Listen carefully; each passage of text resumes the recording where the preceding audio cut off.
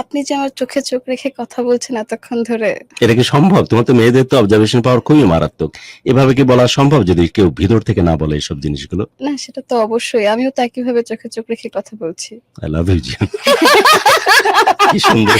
আচ্ছা সো আমি শুনতে চাই তোমার জীবনের কথা এবং তুমি যদি এক আর দুই লাইনে আমার প্রশংসা করো, বহুক্ষণ ধরে আমি বকবক করতেছি সে কারণে গুরু আমি পারভেজ একটা মিষ্টি হার্ট অ্যাটাক নিয়ে কোনায় পড়ে থাকবো। Please, here is the time for you. না আমি এতক্ষণ আপনার মুখে প্রশংসা শুনে এতই বেশি প্লিজড হয়ে গেছে, আমি আসলে ভাষা হারাই ফেলছি যে আমি কি উত্তর দিব আপনাকে। I really deserve it. But আমি কোনো কারণে, তুমি বিশ্বাস করো আর না করো, বাড়িয়ে কোনো কথা বলি না। আমি যা বলেছি, মানো আর না মানো, আমি আমার স্রষ্টাকে দিব্যি দিয়ে বলতেছি, একটা কথাও বাড়িয়ে বলিনি। শুধু ভয় পাচ্ছি যে আমার সব কথা যেন আমার আন্দাজ তো মেরা বেবি মগর বাট যা বলেছি সত্য বলেছি। আপনি যে আমার চোখে চোখ রেখে কথা বলছেন এতক্ষণ ধরে। এটা কি সম্ভব? তোমার তো মেয়েদের তো অবজারভেশন পাওয়ার খুবই মারাত্মক। এভাবে কি বলা সম্ভব যদি কেউ ভিতর থেকে না বলে এসব জিনিসগুলো? না সেটা তো অবশ্যই। আমিও তো একইভাবে চোখে চোখ রেখে কথা বলছি। আই লাভ ইউ জিয়ান। কি সুন্দর। আচ্ছা আজকের কোত্থেকে এই পেলে এটা? প্রেম আর রোম্যান্স থেকে আদৌ আমরা বেরোতে পারবো কিনা আমি জানি না। কোত্থেকে অনেক পাইছো সরে?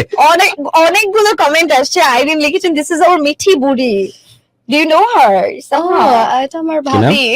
ওকে ভাবি অনেকগুলো কমেন্ট করছে যে আমরা অপেক্ষা করছি আজকে আমাদের আচ্ছা, আমরা তাহলে ননদিনের সরাসরি কথা চলে যাই। বলার জন্য। ভাবি অনেক So আমরা শ্রদ্ধা যে যাচ্ছি। আপনি আমাদের সাথে কানেক্টেড আছে, বাট প্লিজ আপনি কানেক্টেড থাকেন, কোন রকমের কোনো কমিউনিকেশন থাকলে মাঝে মাঝে আমাদেরকে দেন। ওনার Absolutely. টেক্সট যেন প্রায়শই পড়া হয়। Okay, একদম একদম যাচ্ছি তাহলে। আমরা যাচ্ছি কমেন্টে গল্পে কমেন্ট তুই তো সরি পাঠাইছিস। মানে গল্পে গল্পে দেখ মেয়ে হই তোর অবস্থা, তাহলে আমার অবস্থা চিন্তা কর। গুরু আপনার প্রেম দেখে আমি আর নিজেকে আজকে ব্যালেন্স করতে পারছি তাই না। তাই তাই আমার উপর বিল ফাড়। ওকে, আমি আপনাদের এত প্রেম দেখে আসলেই অভিভূত, কিন্তু আমার নিজের জীবনের প্রেম যাচ্ছে তাই না? আমরা একটু শুরু থেকে শুনি তাহলে মিথিলা। আমাদের সবাই আজকে আপনাকে বলছে যে আজকে গেস্টের হাসিটা অনেক সুন্দর, কিন্তু গেস্টের গল্প কেমন হবে সেটা শোনার জন্য আমরা অধীর আগ্রহ অপেক্ষা করছি।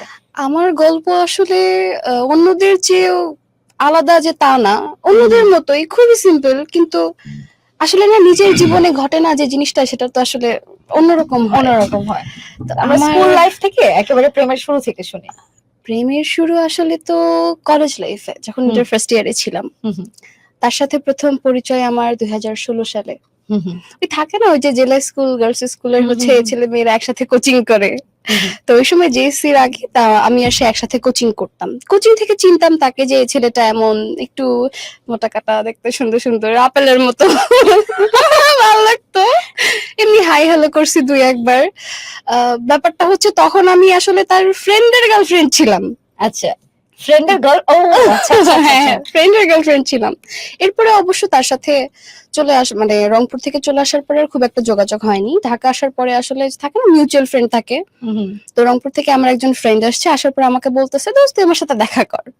তো আমি তো জানি না ওর সাথে কে কে আছে, তো ঠিক আছে বললাম আচ্ছা ঠিক আছে চল দেখা করি।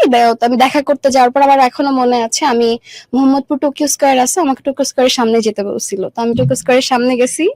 তখন আমার ফ্রেন্ডটা সে এবং তার আরো 2-3টা ফ্রেন্ড ছিল। তো প্রথম দেখাতেই আসলে আমি আমি কি বলবো যে আমি যদি ওকে জিজ্ঞেস করলাম তুমি তো লম্বা হয়ে গেছো কিভাবে, ও লিটারালি মানে অনেক খাটো ছিল, সেখান থেকে 6 ফিট 2 ইঞ্চি, মানে জিনিসটা আসলেই মানে আমি ভাবলাম যে বললাম তুমি তো লম্বা কেন হইছো, কিভাবে হইছো। মানে তার সাথে আপনার দেখা হচ্ছে ওই যে প্রথম দেখলেন তার কয় বছর পরে দেখা? 2016 পরে আবার 2019 এসে দেখা। অলরেডি 600 মানে মানুষও পছন্দ করতেছে, বাট হ্যাঁ হ্যাঁ আমি স্ক্রিনে বারবার তাকাচ্ছি, এটা আমাদের লিমিটেশন বলা যেতে পারে। ও মেয়েটি যেমন তেমন কিন্তু আউটপুটটা আসতেছে না, হ্যাঁ নাহলে ওরা রিলেট করতে পারবে কিনা আমি যেভাবে বর্ণনা করছি এক্স্যাক্টলি সেটাই আপনারা যারা অন ইয়ারে আমাদেরকে শুনছেন ফ্রিকোয়েন্সিতে, তারা যদি লাইভে না আসেন তাহলে আসলে আজকের গেস্টকে দেখতে পাবেন, and she is very cute. আজকের গল্পটাও আমি যতটুকু শুনেছি অফ ইয়ারে আমার কাছে বেশ কিউট একটা গল্প লেগেছে। আশা করি যে আপনারা যারা যারা শুনবেন দিন শেষে মানে আপনারা রিলেট করতে পারবেন। আচ্ছা, গুরুত্বপূর্ণ টেক্সট দু একটা নিয়ে নি। হ্যাঁ, যেমন sure. পারভেজ লিখেছে যে গুরু আপুর নাম্বারটা দিয়ে যেভাবে আপনার নাম্বারটা দিয়েছিলেন। What are your comments? সারাবি জান্নাত লিখেছেন আপু তোমার স্টোরি আমি জানি তবুও শুনতে এসেছি। আমার খালাতো বোন এটা। জেনিফার রোজ লিখেছেন রাজশাহী থেকে শুনছি। আচ্ছা আজকে সবাই ফ্যামিলি মেম্বারস যাও আছে, মিথিলার গল্প শুনতে চায় সবাই। তো মিথিলা চলো আমরা গল্পটা আগে যাই।